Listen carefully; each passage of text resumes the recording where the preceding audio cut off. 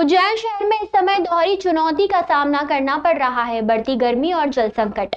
अप्रैल महीने में ही तापमान 42.5 डिग्री पर पहुंच गया है, जिससे लोगों को तेज गर्मी का सामना करना पड़ रहा है। इसी बीच शहर की जल प्रदाय व्यवस्था को सुधारने के लिए महापौर मुकेश चटवाल ने निगम अधिकारियों के साथ गंभीर बांध का निरीक्षण किया। गंभीर डैम में वर्तमान में 790 एमसीपीएट पानी ही शेष बचा है, जिससे 70 दिनों तक शहर में पेयजल सप्लाई किया जा सकता है।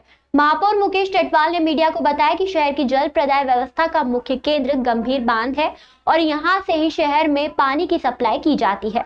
समीक्षा के दौरान निर्णय लिया गया कि 15 अप्रैल से शहर में एक दिन छोड़कर जल प्रदाय किया जाएगा।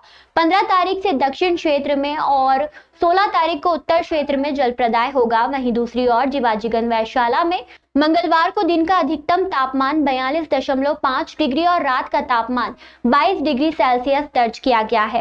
तेज गर्मी होने का असर दोपहर के समय सड़कों पर भी दिखने लगा है। गर्मी से बचाव के लिए लोग कई जतन कर रहे हैं। स्वास्थ्य विभाग ने लू से बचाव के लिए एडवाइजरी जारी की है। लोगों को गर्मी से बचाव के लिए कई उपाय करने की सलाह दी गई है। महापौर ने निर्देश दिए कि पूरी क्षमता के साथ पेयजल सप्लाई होना चाहिए और शहरवासियों को किसी प्रकार की समस्या नहीं आनी चाहिए। महापौर ने यह भी निर्देश दिए कि पानी के अपव्यय को रोका जाए। उन्होंने कहा कि शहर में जल प्रदाय व्यवस्था को सुधारने के लिए सभी आवश्यक कदम उठाए जाएंगे। इस दौरान जल कार्य समिति प्रभारी प्रकाश शर्मा, अपर आयुक्त संदीप शिवा, कार्यपालन यंत्री केदार खत्री भी उपस्थित थे।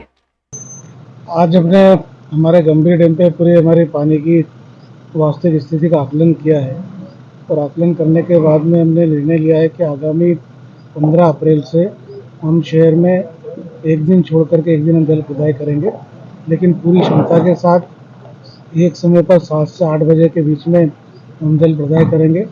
साथ ही मैंने अधिकारियों को यह भी निर्देश दिए हैं कि हमारे शहर के सारे हेडपम्प को ठीक कर लिया जाए, हमारे जितने भी जल स्रोत हैं उनको ठीक कर लिया जाए।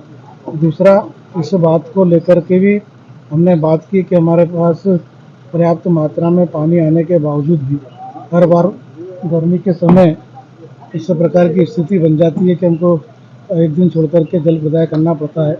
इस प्रकार की स्थिति ना बने, इसके लिए हमको किस प्रकार के कदम उठाना चाहिए, उसके लिए भी ठोस कार्य योजना बनाए। योजना हर बार बनती है लेकिन मूर्त रूप नहीं ले पाती है।